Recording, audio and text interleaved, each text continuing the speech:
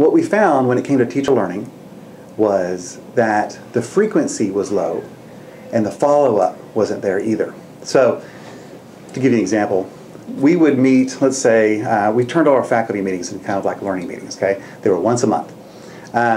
If we were doing, say, a book study, maybe our team leaders were doing a book study, we all turned all our team leader meetings into learning meetings time too.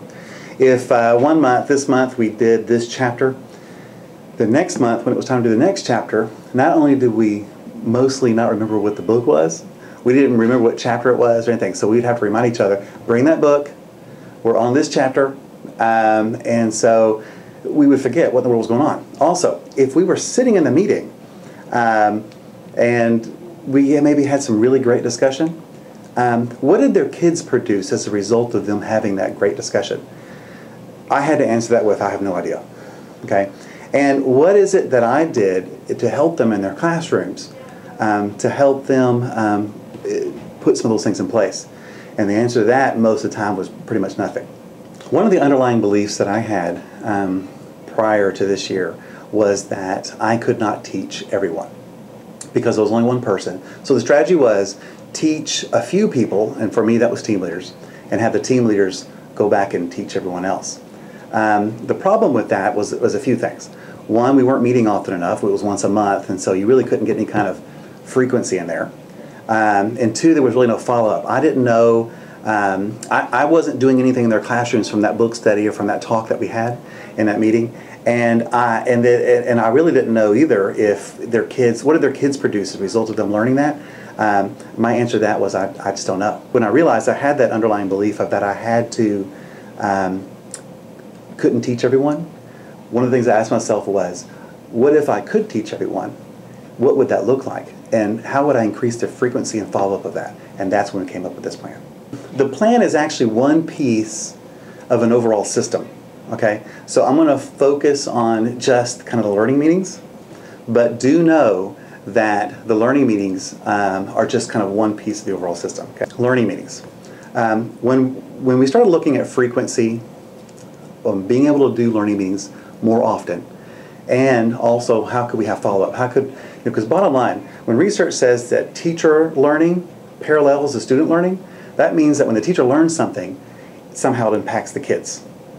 And so what do the kids, one of the questions we had was, what would the kids produce as a result of this teacher learning this? And so we thought that would kind of the ultimate follow-up, right, was the student work.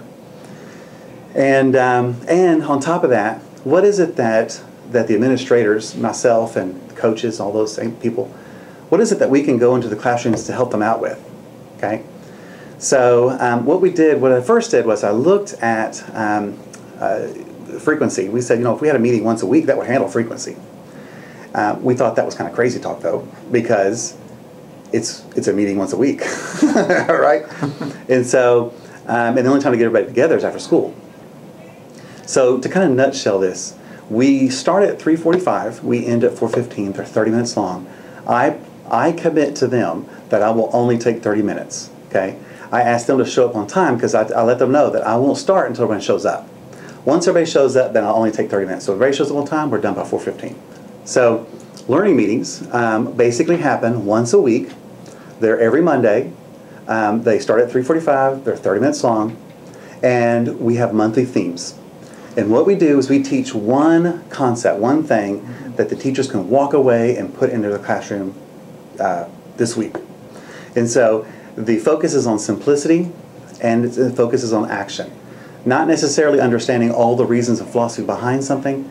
It's more about here's what it is and here's how you do it. Let's talk about how we're going to put that in, and then they do it. We put something in place that week. Then the next Monday, the first part of that meeting is they bring back student work. We analyze, reflect on that. Then we teach the next concept of what it is that we want them to do that week. Right now we're in the theme of menus. And so we've been focusing on blooms, readiness, and learning styles and menus. So those have been the things we've been talking about. Now you guys know we're starting a new theme today, which is menus. And you guys have brought your menus. Not student work this time, but just brought some menus that you've been using, right? I want you to kind of find an elbow partner and pull out your menu. All right? And look at this question. What characteristics make your menu effective? Basically what I do on this one is make sure they do at least 3 before the 2 weeks are up.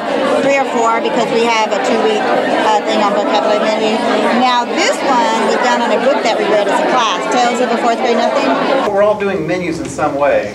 What are some characteristics that make it effective? Some items are made more difficult so that they're using higher level thinking. Okay. Like they have to do more with the words. They have to apply it. Okay. For a spelling bee. Okay, so you're talking. I'm sorry. Rather than just learning how to spell it, they're using the word. And Okay. they're writing. So you're kind of talking about you're kind of moving up Bloom's a little bit, right? So you're taking Bloom's taxonomy and you're going up it a little bit to make it a little bit more challenging for them. Some of them. Some of the things are. Okay. It gives them the freedom and the choice to feel like they're taking ownership of what they're doing because they chose that activity. Okay. Here's what we're going to focus on in the next 3 times we meet.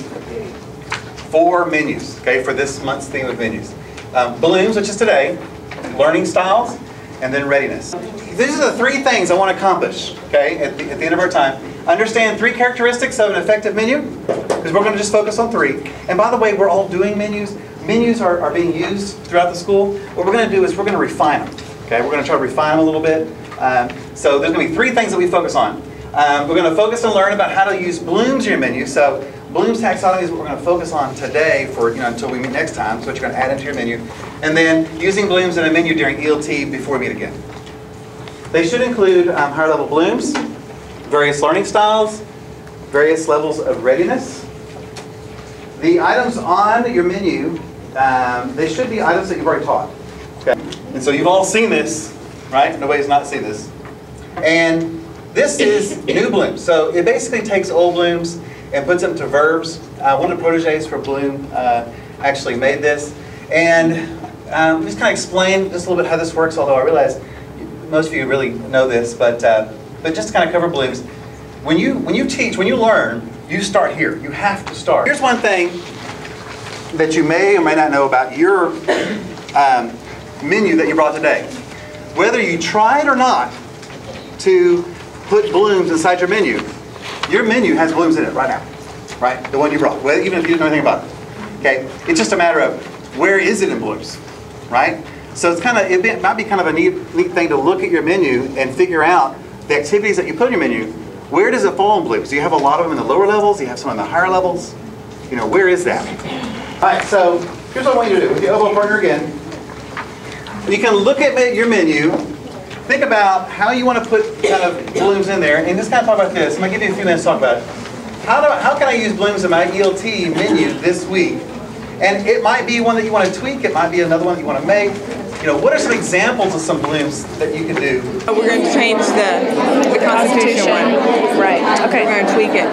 We need to, and like you said, the 2 basic ones we don't even need to have on there. On the bottom level. But the higher level ones. Yeah, because that does just kind of repeat. Guys, like I was just telling some over here, you guys are so smart. You guys come up with stuff I hadn't even thought of. And like I said, before we even showed you this stuff, you guys already came up with all the different characteristics that we're wanting to work on. So thank you for that. So guys, our time is up. Thank you so much. You guys have a great day. Okay, you guys brought some student work and also your menus that you guys use. You brought that. And so right here up front, what I want you guys to do is I want you to talk to a neighbor or just a couple people, no more than say 3 people.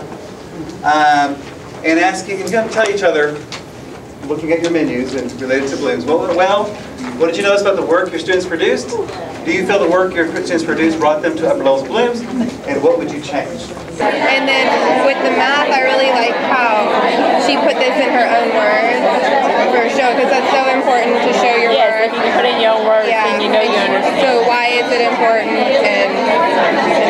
And plus you have 3 choices for each subject. So they can hit each subject, but they don't necessarily, like if they have to follow a timeline, they don't have to do timeline. Right. But I think it's all like either create or, infer. But I just told them, I go, don't worry about those words. words, just giving factual information and advertisement if someone were wanting to come to Wood Creek Elementary. Some key items that you would include. You guys just had a discussion, and there's probably some things that kind of stuck out to you. There's probably some things in all these areas that you noticed. I mean, there's probably some, the things you tend to notice first is, right here, what would I change, okay?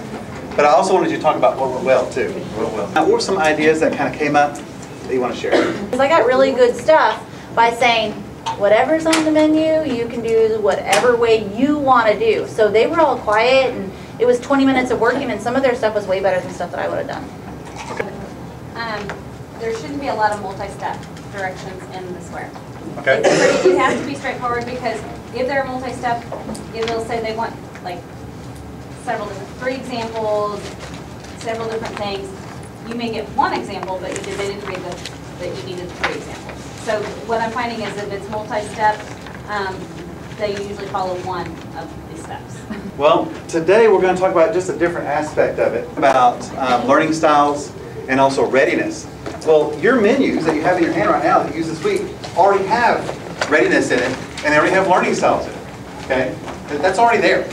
But I'm going to show, the reason why I'm going to show you some of these things is because I want you to be aware of what the learning styles are, because all of us have kind of a dominant learning style.